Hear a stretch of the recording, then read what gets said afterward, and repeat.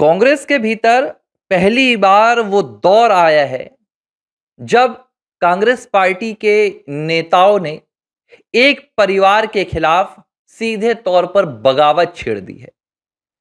लेकिन इस बगावत को रोक पाने में गांधी परिवार असफल हो गया है और यह बगावत अब धीरे धीरे गांधी परिवार की उस ताकत को छीन रही है जो ताकत पिछले 65 सालों में कांग्रेस पार्टी गांधी परिवार से नहीं छीन पाई।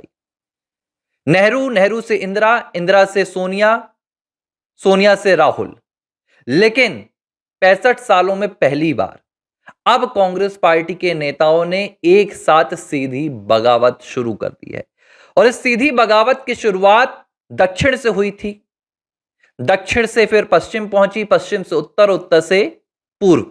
चारों तरफ से राहुल गांधी को घेरा जा रहा है और अब कहानी यहां पर आकर रुक गई है कि पहले बगावत पीठ पीछे होती थी और बगावत करने वाले को गांधी परिवार सजा सुना देता था। लेकिन अब बगावत छाती के सामने हो रही है, आंखों के सामने हो रही है और राहुल गांधी यहां पर घुटने टेके नजर आ रहे हैं। पूरी कहानी बताऊंगा कि आखिर कांग्रेस पार्टी के भीतर कौन सी बड़ी सुनामी आने वाली है जिस सुनामी में गांधी परिवार की सियासत बहने वाली है।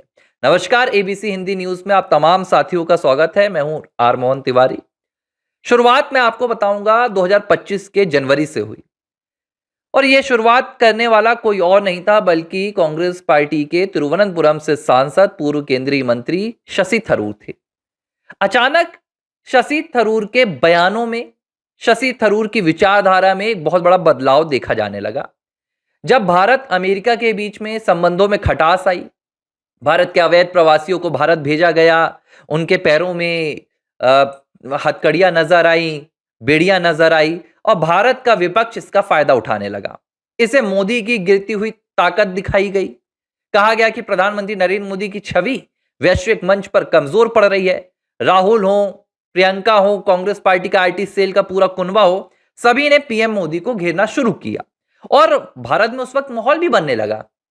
आम लोग भी ये बातें करने लगे कि भाई ऐसा क्या हुआ, क्योंकि इससे पहले दुनिया ने नरेंद्र मोदी और प्रधानमंत्री के साथ, आपकी डोनाल्ड ट्रंप के साथ नमस्ते ट्रंप, इस तरह की तस्वीरें देखी थी। दोनों को एक मंच से दहाड़ते देखा था। तो कांग्रेस पार्टी ने जब यह फायदा उठाया तो लोगों के मन में भी सवाल आया कि क्या वाकई में प्रधानमंत्री नरेंद्र मोदी कमजोर पड़ रहे हैं डोनाल्ड ट्रंप के सामने।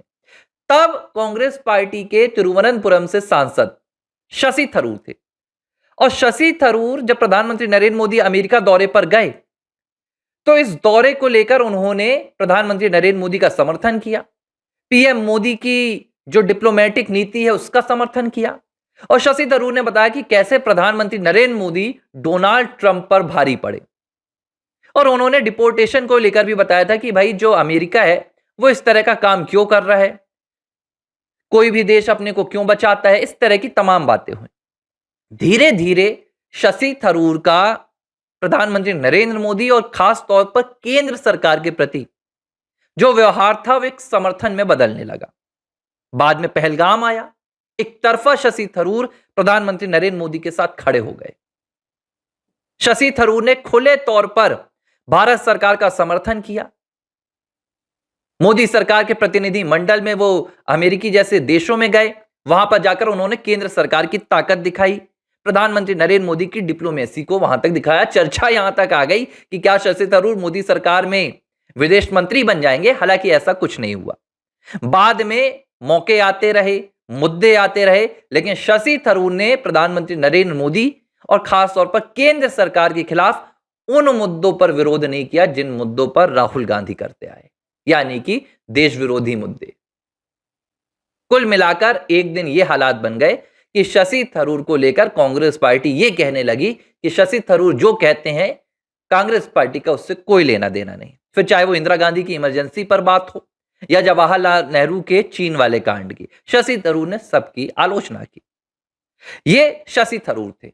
सीधे तौर पर उन्होंने गांधी परिवार पर निशाना तक साध दिया और यह तक कह दिया कि देश में अगर परिवारवाद की राजनीति हो रही है तो इसका जनक गांधी परिवार है। बावजूद इसके ना तो शशि थरूर के खिलाफ कोई निष्कासन की कार्रवाई हुई, ना शशि थरूर को इस्तीफा देने के लिए मजबूर किया गया, मतलब शशि थरूर ने गांधी परिवार की ताकत को चुनौती दी और इस चुनौती के सामने गांधी परिवार को झुकना पड़ गया। अब मैं दूसरे नाम पर आता हूं। शशि थरूर के बाद दूसरा नाम है मध्य प्रदेश के पूर्व मुख्यमंत्री और कांग्रेस के दिग्गज नेता दिग्विजय सिंह का। बीते दिनों दिग्विजय सिंह ने राष्ट्रीय स्वयंसेवक संघ और प्रधानमंत्री नरेंद्र मोदी की खुले तौर पर तारीफ की। राष्ट्रीय स्वयंसेवक संघ को उन्होंने राष्ट्रवादी संगठन बताया और कहा कि इनका लक्ष्य हिंदू एकत्रीकरण का है, यह राष्ट्र विरोधी संगठन नहीं है। और इसके बाद गांधी परिवार को नसीहत देते हुए दिग्विजय सिंह ने कहा कि अगर आपको प्रधानमंत्री नरेंद्र मोदी से लड़ना है तो उनकी तरह कार्यकर्ताओं को एकजुट करना होगा और जिस तरह वो फर्श से अर्श तक का सफर तय कर चुके हैं वैसे ही आपको संगठन को तवज्जो देनी होगी। सीधा सा मतलब था कि गांधी परिवार को अपनी ताकत छोड़नी होगी। और बाद में सीडब्ल्यूसी की बैठक में तो दिग्विजय सिंह ने यह भी कहा कि विकेंद्रीकरण होना चाहिए सत्ता का, यानी कि सबके पास ताकत होनी चाहिए, सिर्फ एक परिवार के पास नहीं। तीसरे नंबर पर मैं नाम जो ले रहा हूं यह पी चिदम्बरम का है। पूर्व गृह मंत्री, वित्त मंत्री, कभी गांधी परिवार के सबसे करीबी रहे।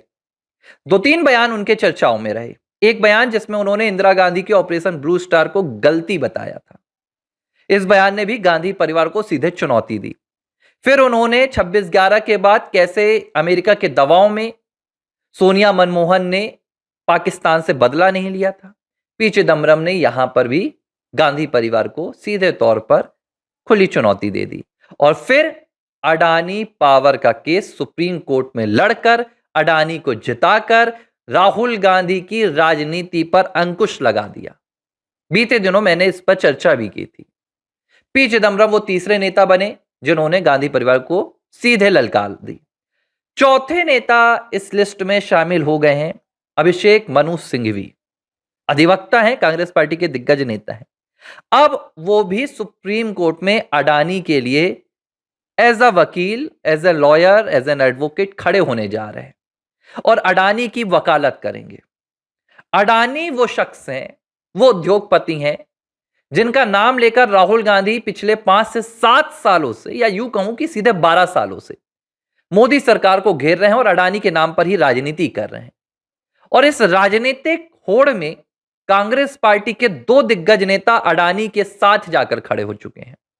इससे पहले अडानी के साथ औपचारिक समारोह में, अनौपचारिक समारोह में तस्वीरें आती थी कांग्रेस पार्टी के नेताओं की, इंडिया अलायंस के नेताओं की, लेकिन अब वो औपचारिकताएं नहीं हो रही हैं। अब खुले तौर पर सीधे अडानी के साथ कांग्रेस पार्टी के वो नेता खड़े हो रहे हैं जिन्हें कभी राहुल गांधी का सबसे करीबी कहा जाता।